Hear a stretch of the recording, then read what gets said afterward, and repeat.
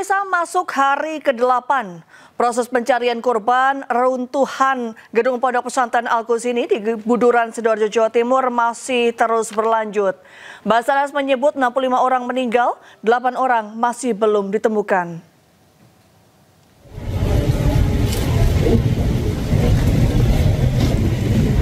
Badan Nasional Penanggulangan Bencana menargetkan proses pencarian korban tersisa dari tragedi ambruknya bangunan musola Pondok Pesantren Al-Quds ini Sidoarjo, Jawa Timur dapat diselesaikan hari ini.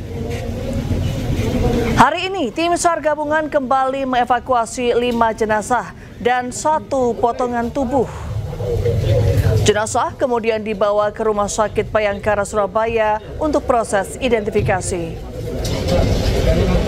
Ya, dengan temuan ini maka total korban berjumlah 163 orang, terdiri dari 104 selamat, 65 meninggal dunia, 6 potongan tubuh, dan jumlah korban yang belum ditemukan sebanyak 8 orang. Badan Nasional Penanggulangan Bencana menyebut runtuhnya bangunan Pondok Pesantren Al-Quds ini di Sidoarjo sebagai bencana dengan jumlah terbesar sepanjang tahun 2025 dengan jumlah korban jiwa lebih dari 60 orang. Kami baru saja dibisikin oleh Kapus Datin bahwa korban kali ini di sepanjang tahun 2025 ini adalah korban yang cukup besar menurut BNPB. Karena dari bencana-bencana alam yang terjadi, baik gempa bumi di Poso, gempa bumi yang di tempat lain termasuk banjir bandang di Bali, kemudian Nagekeo, semuanya korbannya hanya sedikit. Ini adalah korbannya cukup banyak, jadi 50 orang meninggal. Ya, sementara itu Badan SAR Nasional menyatakan ambruknya pondok pesantren menjadi bencana nasional. Jumlah korban tewas akibat insiden ini mencapai 65 orang. Memungkinkan untuk diselamatkan dalam kondisi hidup. Sehingga dari situ yang pada hari itu juga ternyata kejadian yang ada di tempat ini dinyatakan suatu kejadian yang luar biasa. Sehingga dari Bapak Presiden juga menginstruksikan kepada BNPB untuk melaksanakan tindakan bahwa kejadian di sini adalah masuk kategori bencana nasional. Dan untuk mengetahui perkembangan dari evakuasi korban, sudah ada jurnalis iNews Hendry Aprila di Ponpes Al-Quds ini Sidoarjo, Jawa Timur. Hendry, selamat malam. Ada update terbaru apa dari Basarnas perihal evakuasi korban hingga malam hari ini?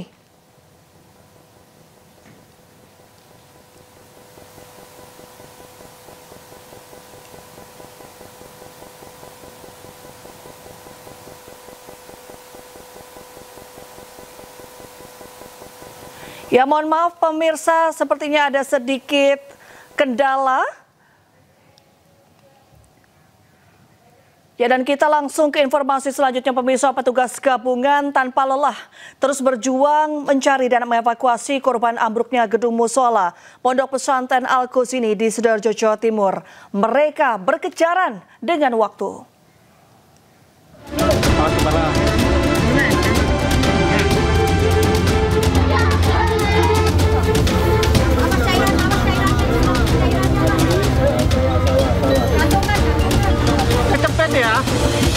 Tim berupaya melakukan evakuasi terhadap para santri yang menjadi korban robohnya gedung musola di pesantren Al-Quds ini Sidoarjo, Jawa Timur. Tanpa lelah, para petugas bekerja selama 24 jam bergantian berpacu dengan waktu menyisir sejumlah sektor yang menjadi titik korban tertimbun reruntuhan bangunan. Kamu bantu tarik ini ya? Ya. Tandu. Nggak ada ya, cuma perut kecepet ya. Ya, di sebelah kiri, Jus. Ya. Haikal. Ya. Kamu yang sakit apa, Nak? Satu persatu korban yang terjebak di bawah reruntuhan berhasil dievakuasi meski dengan peralatan seadanya karena kondisi reruntuhan gedung sangat berbahaya jika menggunakan alat berat. Proses evakuasi penuh tantangan. Ratusan personel dikerahkan mengejar golden time di tengah medan sulit. Tim harus menghadapi medan reruntuhan yang sempit dan berbahaya. Meski demikian, tim evakuasi berhasil menyelamatkan sejumlah santri yang terjebak di bawah reruntuhan dengan selamat. Setelah 4 hari tim evakuasi berjibaku penuh kehati-hatian, tim memutuskan menggunakan alat berat setelah tim tidak lagi menemukan tanda-tanda kehidupan dari bawah reruntuhan gedung. Meski demikian, keputusan tersebut tidak mudah. Tim juga berkoordinasi dengan keluarga korban yang masih hilang meminta persetujuan untuk menggunakan alat berat. Setelah mengerahkan alat berat, puluhan jenazah korban yang sebagian besar berada di lantai 1 bangunan berhasil dievakuasi. Namun proses pengangkatan reruntuhan gedung pun terkendala sebagian beton yang masih menempel dengan gedung di sebelahnya. Meski demikian, seluruh petugas terus berupaya tanpa lelah. Tim Liputan Anyus melaporkan.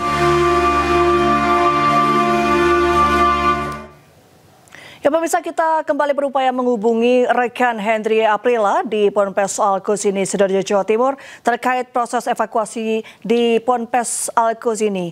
Selamat malam, Hendri. Ya, apakah ada update terbaru dari Basarnas perihal evakuasi korban hingga malam hari ini, Hendri? Dengan update terbaru, Reni dan juga pemirsa, tentunya kalau informasi yang kami terima dan kami himpun melalui data yang juga tadi disampaikan pada konferensi pers yang digelar di Posko Basarnas, di mana disampaikan langsung oleh Marsikal Madya TNI Muhammad Syafi'i, ya ini Kepala Badan SAR Nasional, yang menyampaikan bahwa secara total ini untuk per hari ini sekiranya di hari ke-8 ada 169 orang yang berhasil dievakuasi dengan rincian 104 korban 104 dengan kondisi selamat, kemudian ada 5 body part yang kemudian ada 50 korban meninggal dunia.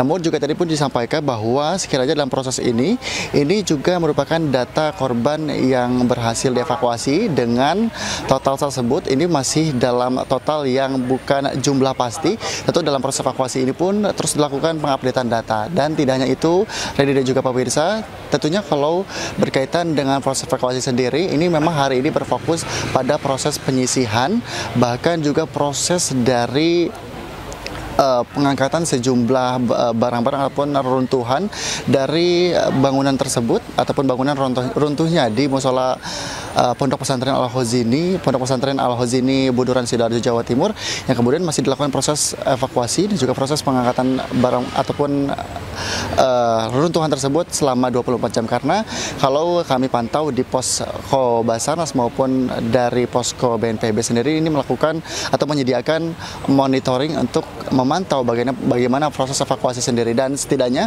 kalau informasi lain yang dapat kami terima, ada 3 kendaraan alat berat untuk mengangkat alat berat, yang diantaranya adalah eskavator, kemudian kren dan juga eskavator breaker untuk mengangkat sejumlah reruntuhan ataupun serpihan-serpihan dari reruntuhan bangunan dari Pondok Pesantren Al-Khozini Buduran, Sidoarjo, Jawa Timur. Dan tidak hanya itu, Reni dan juga pemirsa, berkaitan dengan adanya evakuasi ini, tentunya pihak dari wali santri ini juga sudah dipindahkan, yang dibagi menjadi 2 pos. Satu diantaranya adalah pos dari yang terdekat dari lokasi, dan kemudian juga yang satu lagi adalah dipindahkan di RS Bayangkara untuk mengetahui bagaimana proses identifikasi sendiri.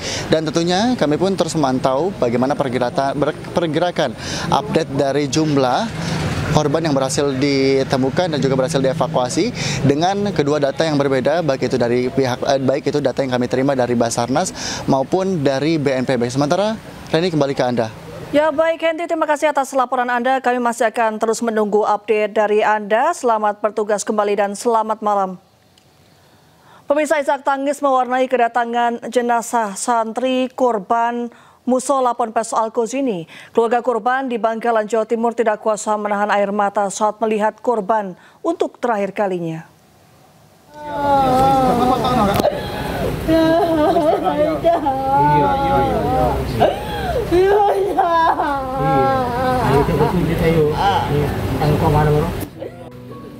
Wanita ini tak kuasa menahan tangis dan terus memanggil nama putranya.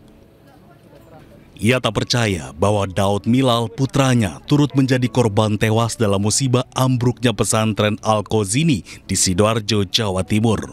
Keluarga yang ikut menemani hanya bisa menenangkannya. Daud merupakan satu dari 3 korban tewas yang telah teridentifikasi oleh tim DVI Polda Jawa Timur. Bismillah, yakin saya. Kelas Pak ya, betul. Kelas untuk mengantar Milal, biarkan dia tenang. Kasihan juga kalau hidup Pak Cacat, kasihan juga. Terus biarlah, Allah lebih ngerti lah.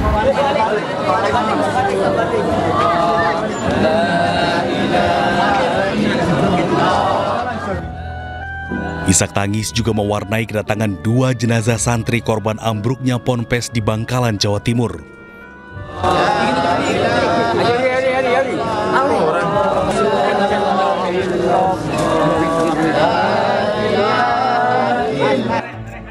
Isak tangis keluarga juga pecah saat melihat jenazah Nurudin, korban musibah Ponpes Al-Kozini. Almarhum Nurudin kemudian disolatkan pihak keluarga bersama warga. Usai disolatkan, almarhum diantarkan ke tempat pemakaman untuk dimakamkan. Tim Liputan iNews melaporkan. Ya, tragedi ambruknya musola Pondok Pesantren Al-Kozini di Sidoarjo, Jawa Timur menimbulkan luka yang mendalam. Pihak keluarga yang selamat mengaku tidak akan menuntut pihak pondok pesantren. Bahkan usai sembuh anaknya ingin kembali mondok di tempat tersebut.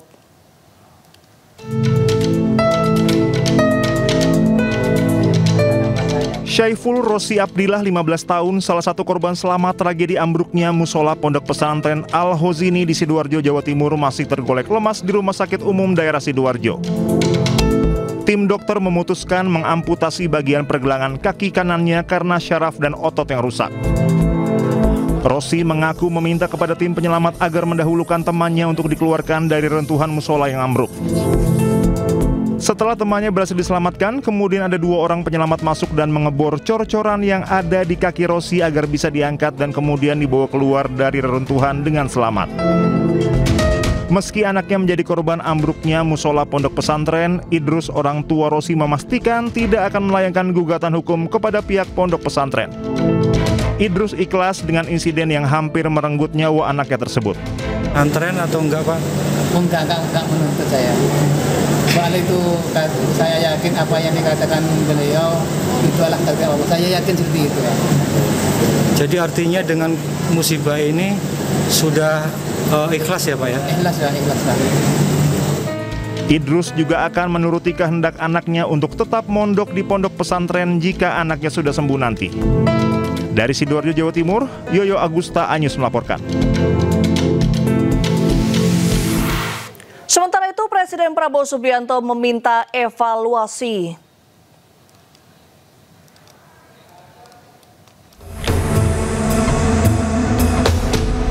Ambruknya bangunan Pondok Pesantren Al-Kozini di Desa Banjar Panji, Kecamatan Buduran, Sidoarjo mendapat sorotan tak terkecuali dari pihak istana. Menteri Sekretaris Negara Prasetyo Hadi menyebut Presiden Prabowo memberikan perhatian khusus dan meminta menteri terkait untuk melakukan evaluasi terkait insiden ini. Beliau memonitor terus, hanya beliau kemudian memerintahkan kepada para menteri terkait dan gubernur atau gubernur untuk terus memberikan perhatian. Evaluasi. Evaluasi ke depan. Semua pondok-pondok pesantren kita harapkan segera didata dan dipastikan keamanan dari sisi bangunan-bangunan infrastruktur pondok masing-masing. Terkait ambruknya Ponpes Al-Kozini di Sidoarjo, Menteri Pekerjaan Umum Republik Indonesia Dodi Hanggodo akan berkoordinasi dengan pihak terkait untuk melihat izin dari Ponpes tersebut. Harusnya kan semua pesantren itu ada izin, dulu kan namanya izin mendirikan bangunan ya, kan sekarang namanya ganti PBG. Nah itu nanti kita akan koordinasi dengan PBG itu sendiri, karena kewenangannya dari DPM, jadi kita mesti koordinasi dengan Kementerian Dalam Negeri dan Kementerian Agama, karena Ponpes itu kan di bawah Kementerian Agama. Pondok Pesantren Al-Kozini ambruk pada Senin lalu. Peristiwa ini menelan ratusan korban, bahkan ada korban yang masih dalam pencarian. Demo ribuan penambang rakyat di depan kantor PT Timah Kota Pangkal Pinang berlangsung ricuh. Kericuhan terjadi bersamaan dengan hadirnya Presiden RI Prabowo Subianto di smelter Timah.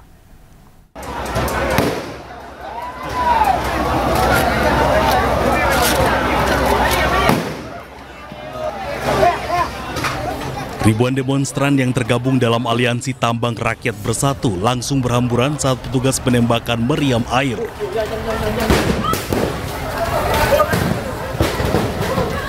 Suasana semakin memanas saat petugas berulang kali menembakkan gas air mata untuk membubarkan kerumunan massa. Massa yang emosi juga sempat merusak pagar PT Timah serta sejumlah fasilitas umum. Dalam insiden ini, seorang peserta aksi dilaporkan mengalami luka di kepala akibat terkena lemparan batu. Sebelumnya, massa menyampaikan aspirasi di depan kantor pusat PT Timah di Pangkal Pinang, menuntut agar harga timah dari penambang rakyat dinaikkan, bubarkan Satgas Timah, membebaskan kolektor membeli timah penambang rakyat, dan kembalikan IUP PT Timah ke rakyat. Menanggapi aksi ini, PT Timah akhirnya menyetujui sebagian poin tuntut pendemo dan berjanji akan segera merealisasikan tuntutan tersebut. Intinya kami sudah setuju, tapi detailnya bagaimana itu yang kami belum tahu. Ya, kami setuju 300.000 per kilo. Usai berdiskusi, massa akhirnya membubarkan diri untuk kembali ke kediaman masing-masing. Dari Pangkal Pinang, Bangka Belitung, Haryanto, iNews melaporkan. Pemirsa, Presiden Prabowo Subianto meninjau aset rampasan negara hasil kasus tambang ilegal di Kota Pangkal Pinang, Bangka Belitung. Prabowo menegaskan komitmen pemerintah membasmi tambang ilegal yang merugikan negara.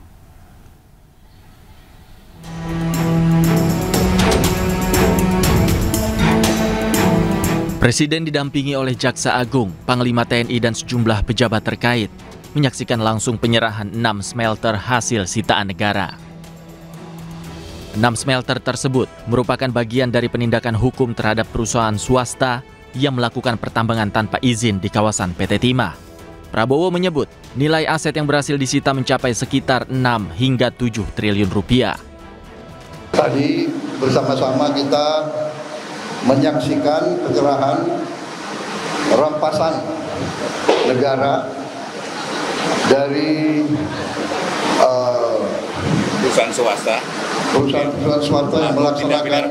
yang melaksanakan pelanggaran hukum, ya, illegal mining, tambang tanpa izin di kawasan PT Timah, dan yang terlibat sudah dihukum dan pihak berwajib, kejaksaan juga sudah menyita 6 smelter. Praktek haram pertambangan ilegal tersebut telah menyebabkan kerugian negara mencapai 300 triliun rupiah. Dari Pangkal Pinang, Bangka Belitung, Jen Cahyani, Damar Wicaksono, iNews melaporkan. Ya, kita ke informasi selanjutnya, pemirsa. Roy Suryo CS mengaku punya bukti baru dalam kasus ijazah palsu Joko Widodo. Namun pengacara Jokowi menegaskan fotokopi ijazah tidak bisa dijadikan bukti.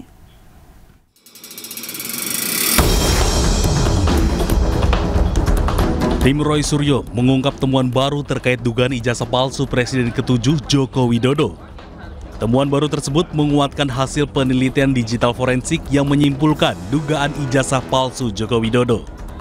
Dokumen dari KPU dianggap sebagai objek yang sama dengan ijazah yang mereka teliti sebelumnya. Oke, nah ini ya. Meskipun ini kami pertanyakan, ada beberapa kok ditutupi. Ya, jadi uji konsekuensinya itu lagi kita bersurat lagi dengan Pak Bonatua dan Mas Michael itu yang ada di belakang sana. Kita lagi pertanyakan, dan apalagi ini legalisasinya ini kan tahun 2019.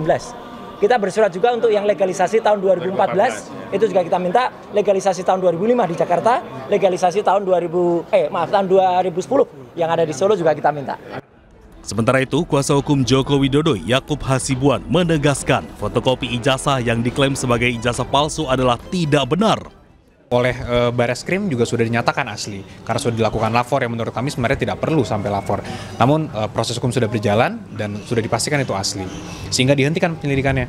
Jadi karena mereka mendapatkan fotokopi itu tidak bisa membenarkan bahwa seakan-akan tuduhan ijazah palsu itu terbukti. Kan nggak ada hubungannya. Kemarin mereka masih bilang, ya saya akan analisa, saya akan periksa lagi. Loh, kok Anda baru mau periksa? Sebelumnya, Bareskrim Polri menyatakan ijazah Jokowi identik Sementara kasus ijazah palsu di Polda Metro Jaya masih berproses dan telah naik penyidikan. Tim Liputan Ayu News melaporkan.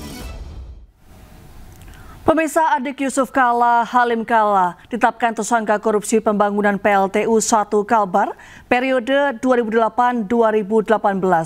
Dalam kasus ini total 4 orang ditetapkan sebagai tersangka.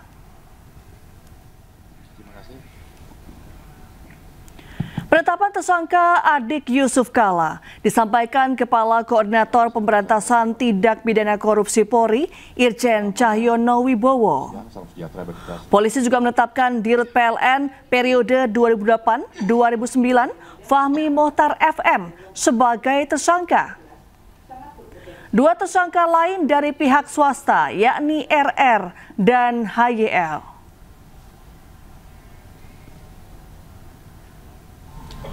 Yang pertama ini tersangka FM.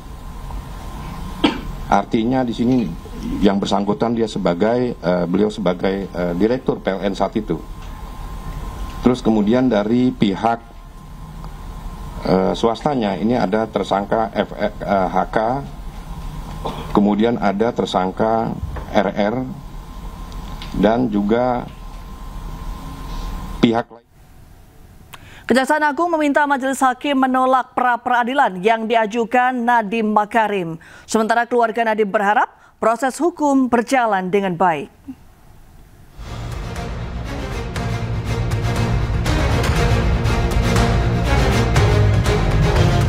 Sidang lanjutan gugatan pra-peradilan mantan Mendikbudristek Nadiem Makarim kembali digelar. Dalam sidang yang digelar di Pengadilan Negeri Jakarta Selatan, Kejaksaan Agung meminta Majelis Hakim menolak pra-peradilan yang diajukan ex-Mendikbudristek Nadiem Makarim. Kejaksaan menilai permohonan Nadiem cacat formil dan terkesan asumsi. Sementara pihak Nadiem berharap proses hukum berjalan baik. Sangat meyakini integritas dan hati nurani Mas Nadiem. Kami juga yakin bahwa proses hukum akan berjalan dengan baik dan dengan benar. Dan kami mohon dukungan dan doa dari teman-teman semua. Mungkin itu aja. Terima kasih. Kejaksaan Agung menetapkan Nadiem Makarim tersangka dugaan kasus korupsi laptop Chromebook. Akibat korupsi itu, negara merugi lebih dari 1,9 triliun rupiah. Komisi Pemberantasan Korupsi menerima pengembalian uang dari Asosiasi dan Travel Haji dugaan korupsi kuota haji. KPK menyebut uang yang diterima hampir mencapai 100 miliar rupiah. Secara keseluruhan kalau ratusan miliar mungkin belum. Kalau sudah puluhan miliar mungkin sudah mendekati 100 ada. Tapi 100 miliar. Pasti akan kita kejar semaksimal mungkin. Begitu. Selama memang terinformasi bahwa ada aset dan aset tersebut merupakan uang ataupun aset bergerak tidak bergerak itu merupakan rangkaian dengan perkara itu, pasti dilakukan tracing semaksimal. Pemirsa, Menteri Keuangan Purbaya Yudi Sadewa secara maraton menyidak sejumlah bank BUMN. Sidak dilakukan untuk mengecek penyaluran kredit bank plat merah tersebut.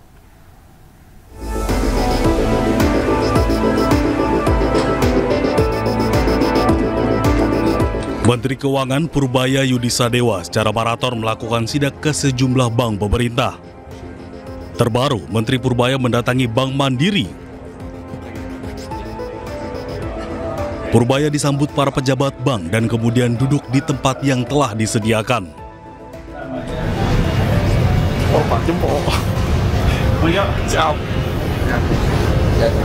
Sidak ke BNI.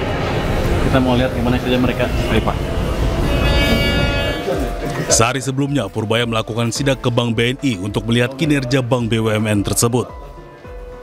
Purbaya datang ke Bank BNI didampingi dengan sejumlah stafnya dari Kementerian Keuangan.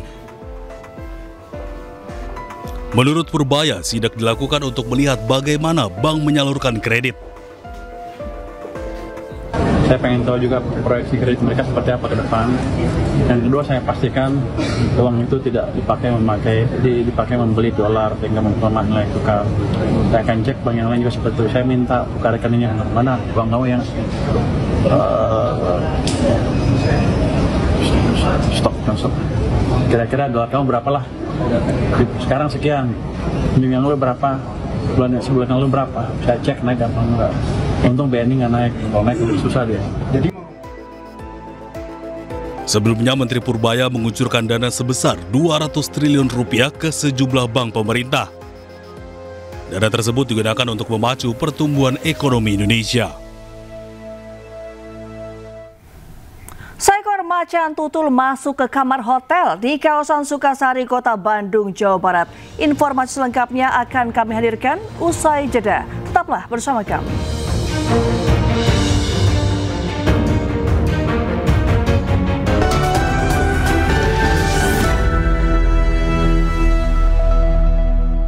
Inovasi sunscreen dari Pond's Skin Institute. Formula baru Pond's Airlight Sunscreen Gel. Dengan SPF 50+ dan glutanate sorcinol, ringan, melindungi dari sinar matahari, samarkan noda hitam. Untuk kulit cerah terlindungi, lebih ringan, lebih nyaman.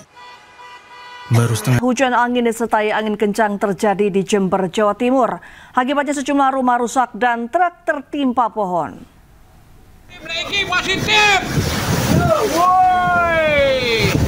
Warga merekam saat terjadinya hujan disertai angin kencang di Jember, Jawa Timur. Akibatnya sejumlah pohon besar di Jalan Raya Tanggul tumbang dan menimpa truk yang sedang melaju. Selain pohon tumbang, angin kencang mengakibatkan genteng rumah warga berhamburan. Kelurahan Sempusari sudah jebol. Ini Kelurahan Sempusari jebol nih. Angin kencang juga merobohkan tiang bendera yang berada di kantor Kecamatan Kaliwates. Beruntung kejadian ini tidak menimbulkan korban, namun kerugian ditaksir mencapai jutaan rupiah. Dari Jember, Jawa Timur, Bambang Sugiarto, iNews melaporkan. Pabrik kopi di Jalan Bunga, Kelurahan Palmeriam, Kecamatan Matraman, Jakarta Timur terbakar. Diduga kebakaran dipicu dari korsleting mesin tungku kopi.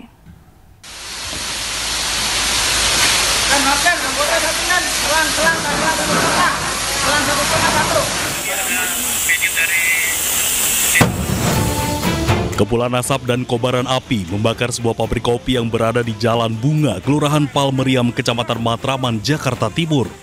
Petugas pemadam sektor Matraman yang berada di lokasi dengan cepat melokalisir api agar tidak meluas.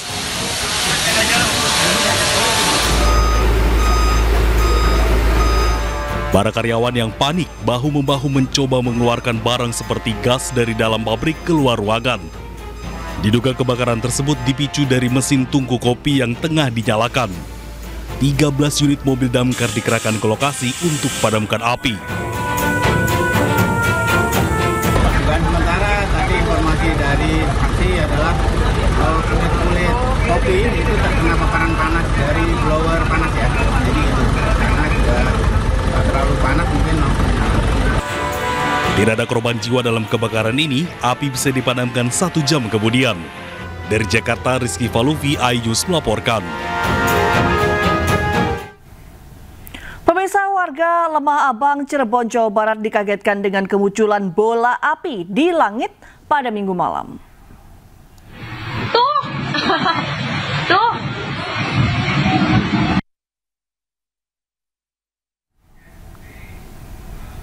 Ya, pada Minggu malam terdengar dentuman keras hingga tanah bergetar. Bola api yang diduga meteor melintas masuk wilayah Kuningan, Kabupaten Cirebon dari arah barat daya sekitar pukul 18.35 WIB. Pada waktu yang hampir bersamaan, terdeteksi getaran yang terekam oleh BMKG Cirebon. Sementara Badan Penanggulangan Bencana Daerah Kabupaten Cirebon memastikan tidak ada dampak yang ditimbulkan dari gelegar suara tersebut. Ya, anggota BPBD yang disebar di beberapa titik tidak menemukan adanya tanda-tanda benda jatuh dari langit ataupun kebakaran hutan yang ramai beredar di media sosial. Informasi diperoleh BMKG terkait dugaan sinyal ledakan yang terjadi di on step P dan S tidak jelas.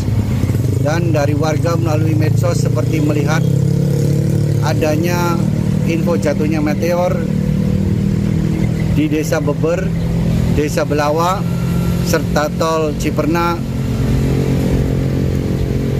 Dari hasil pengamatan yang kami di lapangan, dari Desa Beber, Belawa maupun tol Ciperna tidak ditemukan kejadian jatuhnya meteor.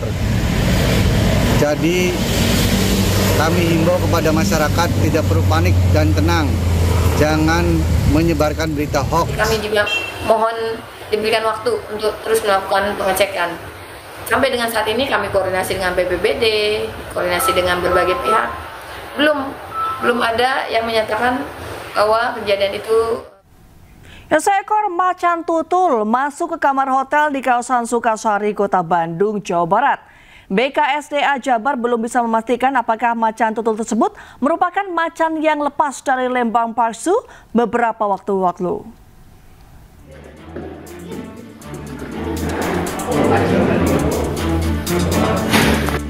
Inilah kemunculan seekor macan tutul yang masuk dan berada di lantai 2 hotel di kawasan Sukasari, Kota Bandung, Jawa Barat, Senin pagi. Pengelola hotel yang mengetahui dengan kemunculan seekor macan tutul langsung melaporkan ke petugas pemadam kebakaran Kota Bandung. Tak berselang lama, pemadam kebakaran, polisi, serta petugas dari Balai Konservasi Sumber Daya Alam Jawa Barat datang ke lokasi untuk mengevakuasi macan tersebut. Petugas gabungan sempat alami kesulitan untuk mengevakuasi macan tutul tersebut dikarenakan berada di lantai 2 dan kondisi macan tersebut agresif. Dibutuhkan waktu lebih dari 3 jam petugas untuk mengevakuasi macan tersebut dengan terlebih dahulu dibius. Evakuasi berlangsung selama 3 jam. Untuk kesulitan karena ini ada di lantai 2, jadi untuk evakuasinya cukup rumit. Usai berhasil dievakuasi, macan tersebut kemudian dibawa ke Lembang Park Zoo untuk diobservasi. Observasi terlebih dahulu karena bagaimanapun ini satwa liar, dia pun akan mengalami stres sama seperti kita ya.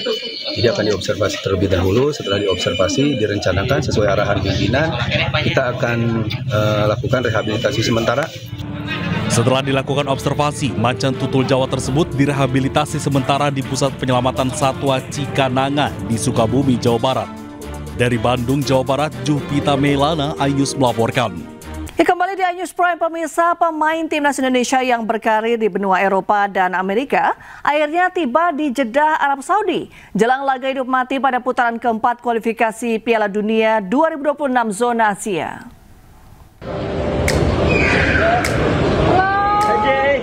Hi Jay, welcome to Saudi.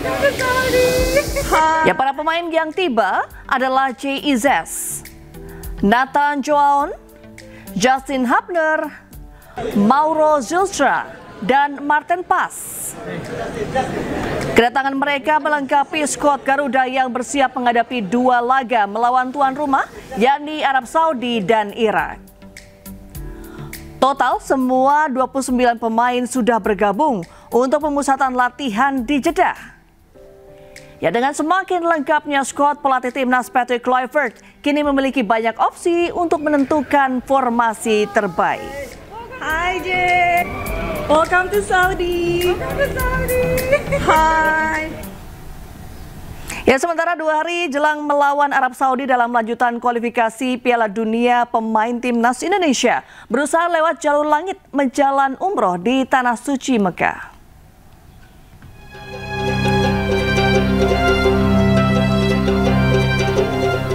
Rizky Ridho membagikan dalam laman medsosnya. Ia dan Beckham Putra serta Nadeo Argawinata menyempatkan melaksanakan umroh dengan mengenakan pakaian ihram.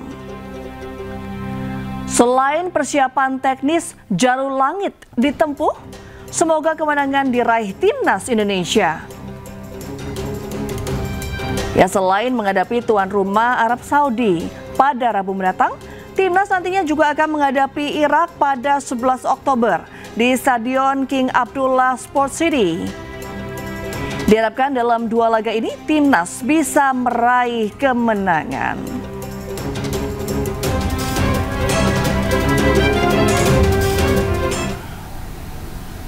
Nah, pemirsa, Indonesia akan menjalani laga hidup mati pada putaran keempat kualifikasi Piala Dunia 2026 zona Asia. Skuad Garuda datang sebagai tim yang tidak diunggulkan.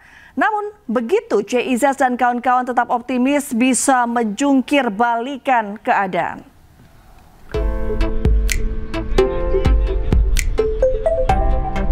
Indonesia akan menjalani laga hidup mati pada putaran keempat kualifikasi Piala Dunia 2026 zona Asia.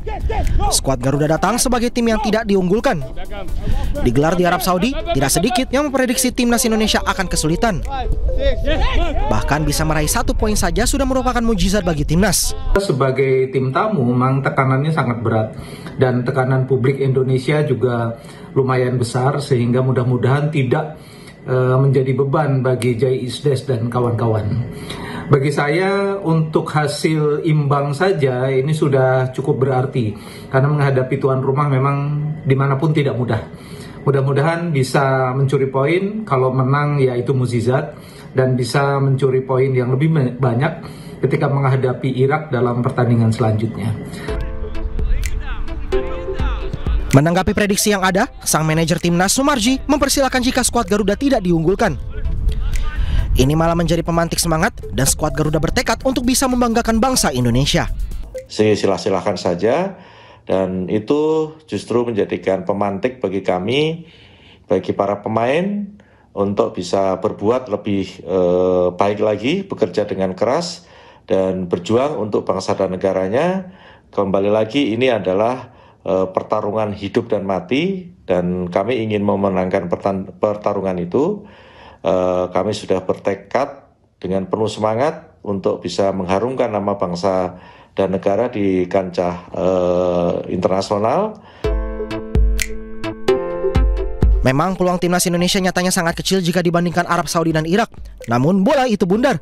Tentu Indonesia memiliki peluang untuk menjungkir balikan prediksi dan bahkan bukan hal mustahil jika Indonesia bisa melaju ke Piala Dunia. Ya, kita ke informasi selanjutnya, pemirsa. Demonstrasi meledak di sejumlah kota di Eropa setelah pasukan Israel membajak 42 kapal Global Summit Flotilla dan menahan para aktivisnya. Aksi bentrokan dan penahanan para aktivis mewarnai unjuk rasa ini.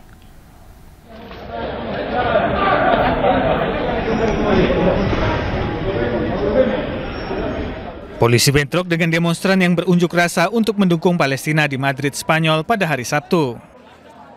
Petugas memukuli pengunjuk rasa dan berpatroli di alun-alun. Peristiwa ini terjadi setelah Trump dan Perdana Menteri Israel, Benjamin Netanyahu, mengumumkan rencana perdamaian 20 poin untuk Gaza.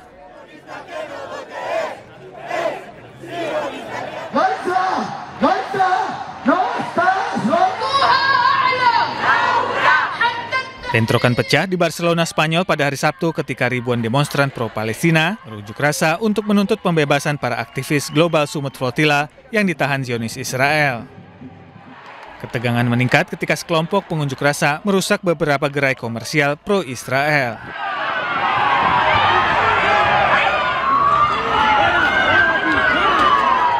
Polisi anti huru-hara turun tangan menangkap dan menggeledah sejumlah aktivis.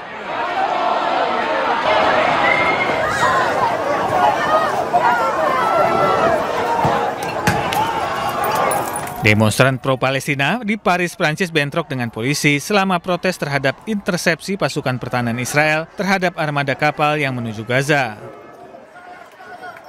Polisi menembakkan gas air mata dan menahan beberapa peserta unjuk rasa. Protes global terus berlanjut sepanjang akhir pekan untuk mendukung armada Global Summit Flotilla.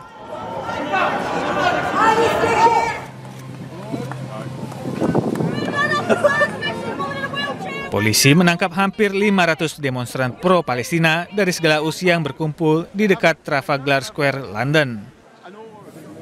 Sementara itu, para aktivis juga menuduh otoritas Inggris mengkriminalisasi protes damai. Anggota kelompok aktivis Kode Pink juga ikut serta dalam aksi unjuk rasa tersebut.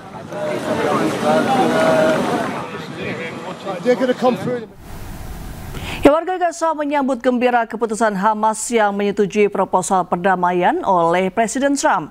Mereka berharap kesepakatan ini mengakhiri genosida yang berlangsung hampir 3 tahun lamanya. Dan pemirsa, informasi ini sekaligus menutup kebersamaan kita dalam iNews Prime hari ini. Temukan informasi terbaru lainnya di www.inews.id.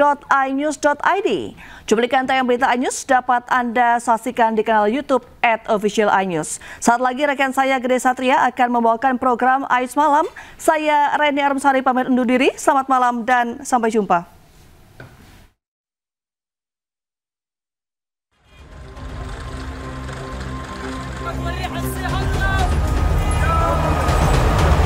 Sejumlah warga Gaza menyuarakan harapannya agar genosida dan kelaparan yang telah berlangsung hampir 3 tahun bisa berakhir.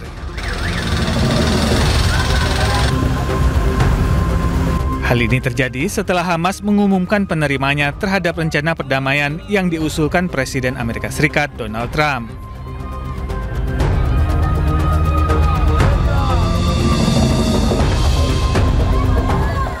والله انا انبسطت وزي ما بيقولوها بكينا يعني انه ما بصراحه انا ما كنتش متخيله ابدا بصراحه يعني انا ما كنت متخيله ابدا انه هيك حيصير الموافقه وانا خلص قلت يمكن شكرا مطولين انا قلت يمكن رايح الموضوع طويل بس لما اجت الموافقه كثير انبسطنا وبكينا يعني لكنا انه ان شاء الله يكون خير وطيب وكويس وان شاء الله بتكون الامور تمام ويتم هذه الصفقه ونعيش بأمن وبأمان. نتمنى أن نكون يعني إن شاء الله نروح لدورنا وحالنا، احنا هيك متبادلين ومججعانين ومش قادرين ناكل ولا نشرب، الأمر تسكر علينا كل الطرق، ونتمنى من الله إنها تفتح هذه الطرق على كل علينا. Rencana perdamaian yang berisi 20 poin tersebut akan segera mengakhiri genosida di Gaza. Proposal tersebut juga menyerukan pelucutan senjata Hamas dan pembentukan Komite Teknokratis Palestina untuk mengelola Gaza. Hamas menerima rencana yang ditengahi Amerika Serikat dengan syarat pembebasan tawanan Israel dilakukan melalui mediator Qatar dan Mesir.